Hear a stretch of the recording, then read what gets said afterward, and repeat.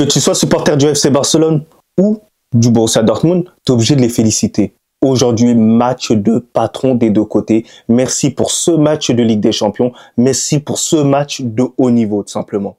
Donc, les gars, avant de commencer la vidéo, n'hésitez pas à vous abonner, à partager la chaîne et à activer la cloche. Ça me donnera énormément de ce fort.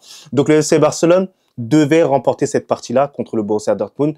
Il se déplaçait au Signal Iduna Park. J'espère que je prononce bien le blaze. Voilà, commencez pas à vous moquer, je sais très bien, à travers la caméra, vous aimez bien ça. Donc le FC Barcelone devait remporter cette partie-là pour atteindre les 8 premiers, ce qui était parfaitement réalisable. Mais lorsque j'ai vu la composition d'équipe, je me suis dit, mais quand même, il y a moyen que le FC Barcelone fasse un petit match nul au Signal Iduna Park, surtout que le Borussia Dortmund est pas mal quand même à domicile. C'est assez intéressant. Voilà, ils se laissent pas faire, même si c'est le FC Barcelone, ils vont les regarder en face. Mais on l'a vu dans ce match-là, ils n'ont pas eu peur, ils n'ont pas bronché.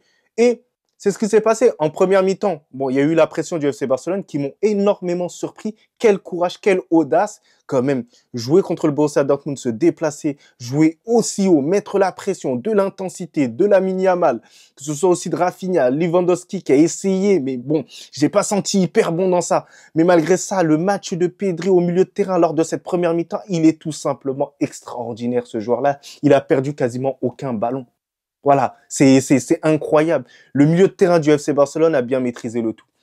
Donc ensuite, il y a eu un rééquilibrage des trucs parce que dans un match, on sait très bien qu'il y a toujours un temps fort et un temps faible. Mais bon, voilà, ça s'est rééquilibré. Fin de première mi-temps, on passe à la deuxième période. La deuxième période, les gars, elle a tout simplement été une masterclass et c'est là où je me suis le plus régalé.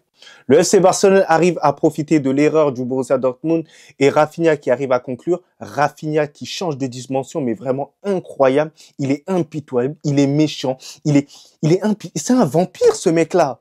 Mais il croise la balle direct, il calcule même pas la minière, il s'en fout. Voilà, maintenant il joue pour les stats, il tue tout. Voilà, il est agréable. Si tu le disais il y a quelques années qu'il serait capitaine du FC Barcelone, alors qu'il était à Rennes, voilà, je pense qu'il t'aurait giflé comme il faut. Non mais franchement, honnêtement, je vous dis, Rafinha, c'est l'un des joueurs du FC Barcelone que je kiffe le plus parce qu'il mouille le maillot. Lorsqu'il a mis ça, gros, je voulais le féliciter quand même. Je me suis dit, waouh. Et en plus, l'appel de balle, voilà, on ne précise pas assez, il part à la limite du hors-jeu. Il était sûr de lui, il n'était pas hors-jeu parce qu'il réfléchit quand il a la balle. Il réfléchit, les gars. C'est ça un vrai attaquant. Mais par la suite, le Borussia Dortmund arrive à réagir, voilà, à cause d'une faute bête défenseur central du FC Barcelone. Je ne sais plus c'est lequel. Est-ce que c'est Inigo? Est-ce que, bref, je ne sais pas. Mais en tout cas, il y a une faute. Guirassy qui arrive à marquer son but, tranquille, qui répond un peu à Lookman, t'as capté, pour le ballon d'or africain un tout petit peu, mais bon, il a répondu un tout petit peu. Mais ensuite, le FC Barcelone, voilà, ils étaient plutôt mal à ce moment-là. C'était à ce moment-là, les gars, que le Borussia Dortmund devait terminer le match, les gars. C'était à ce moment-là. Mais ils n'ont pas terminé là, et c'est là que j'ai compris. Parce que Lewandowski, il était claqué. Hein. Ce match-là, il était claqué, les gars. Vraiment, Lewandowski, il n'arrivait plus. C'était difficile. Il en pouvait plus, les gars. Ah oui. Au milieu de terrain, ça commençait à se fatiguer, les gars. Ah oui. Et après, Hansi Flick, qui décide de faire des changements, il fait rentrer De Jong, il nous fait rentrer Ferran Torres et un autre joueur. D'ailleurs, j'ai même oublié. Il fait rentrer. Je me dis, mais attends. Ferran Torres? Je parle à mon tireur. Il me dit, non, Ferran Torres. Il est capable de te mettre un but par chance. On connaît. Ferran Torres, on connaît. Ce qui se passe, c'est quoi? Passe décalage de Lamine Yamal. Parce que personne parle du match de Lamine Yamal, mais on va en revenir. Lamine Yamal qui décale Jules Koundé qui se centre, frappe, je pense, de Pedri. Pedri, il voit la balle revenir directement sur Ferran Torres, finition. Finition chirurgicale, on n'en reparle plus directement. Ah oui, non, mais méchant directement. Et ensuite, le Borussia Dortmund qui arrive à répondre à tout cela. Et de manière admirable, Guirassy une deuxième fois. Guirassy, c'est l'homme. Guirassy, voilà, Guirassy, pour vous dire, hein, pour moi, Guirassy mérite de jouer la CAN. Guirassy, pour moi, voilà, il légitimise le fait que la Guinée doit jouer la CAN. La Guinée, pour moi, doit jouer la CAN. Voilà, c'est fini. Rien que parce qu'il a fait ça, il doit jouer la CAN. C'est terminé. Voilà, Guirassy, c'est un plaisir de le voir. Il passe une autre dimension. Ouais. Et il mérite probablement le ballon d'or. Ça joue avec Lookman. Si l'un l'emporte, il le mérite. Si l'autre l'emporte, il le mérite aussi. Mais ce qui a fait toute la différence, c'est un joueur tout simplement extraordinaire. Et ça part avant tout de quoi? De l'intelligence de jeu que Pedri a. de l'intelligence au niveau de l'anticipation. Il a vu que le défenseur du Borussia Dortmund allait faire l'erreur. Pedri a réussi à anticiper et l'a donné tout simplement au magicien Lamine Yamal. Lamine Yamal qui arrive à faire une passe décisive tout simplement extraordinaire une nouvelle fois à Ferran Torres qui arrive à marquer son but. Et les gars, je suis désolé. Voilà que moi j'ai compris le style de jeu de Lamine Yamal. Lamine Yamal, c'est pas un serial buteur. C'est tout simplement un passeur. C'est tout simplement quelqu'un d'altruiste. Il est descendu dans ce monde-là pour nous faire plaisir. Voilà, pour nous faire plaisir, pour donner des balles comme ça. Tu ne peux pas détester ce joueur. Tu ne peux pas le détester si t'aimes le football. Si t'aimes le football, t'es obligé d'aimer un joueur comme ça. Lamine Yamal, il est tout simplement voué à marquer l'histoire de ce sport. Imaginez-vous, il a que 17 ans, bordel de merde. C'est la star du FC Barcelone. Et il peut probablement avoir un ballon d'or cette année. Il embellit le jeu. Et oui, les gars, c'est rare d'avoir un joueur comme ça. Vous imaginez pas.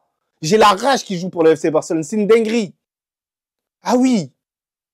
Donc, pour moi, le FC Barcelone, globalement, hein, mérite quand même leur victoire, hein, voilà, par rapport à leur accomplissement, même si le match nul aurait pu être mérité aussi comme une victoire du Borussia Dortmund, mais c'est tombé sur le FC Barcelone. Félicitations dans tous les cas à eux. Mais voilà, il y a quelques cas pour moi, il faut vraiment régler pour le FC Barcelone, c'est les positions de hors-jeu. Parce que je suis désolé sur la position, sur Guirassy, sur le but de Guirassy, normalement ça doit jamais arriver. Voilà, le milieu de terrain qui fait l'appel et que les défenseurs soient surpris par ça, normalement ça c'est une erreur professionnelle et ça ne doit jamais arriver. Voilà, il y a que des grosses erreurs du FC Barcelone. C'est pour ça que Borussia Dortmund a réussi à marquer ses buts. Mais globalement, les buts du FC Barcelone, bah ça a été plutôt bien construit et tout. Donc c'est pour ça que je dis que le FC Barcelone mérite vraiment leur victoire. Après, il y a un autre cas aussi à régler, celui de De Jong. De Jong totalement catastrophique. Catastrophique, mais vraiment, il a absolument tout raté lorsqu'il est rentré sur le terrain. Autant faire même rentrer... Non, Eric Garcia, j'avoue, il a fait même une dinguerie. Voilà. Sur la dernière action, c'est lui hein, qui fait la faute. Hein, je l'oublie pas. Mais De Jong, franchement, il a tout perdu. C'est incroyable. J'espère qu'il va revenir au plus rapide pour lui parce que c'est quand même un joueur qui manie bien la balle. Hein, lorsqu'il il fait plaisir quand même avec la balle. Donc, c'est quelqu'un, il faut le voir régulièrement.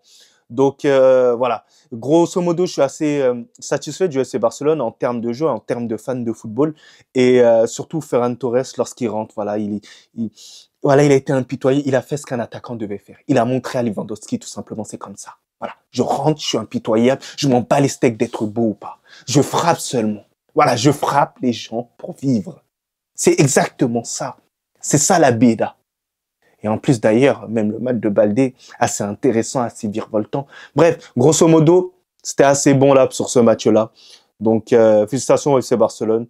Et on espère une défaite pour le prochain match. Mais sinon, en vrai, c'est à toi. En tout cas, bien, alhamdoulilah.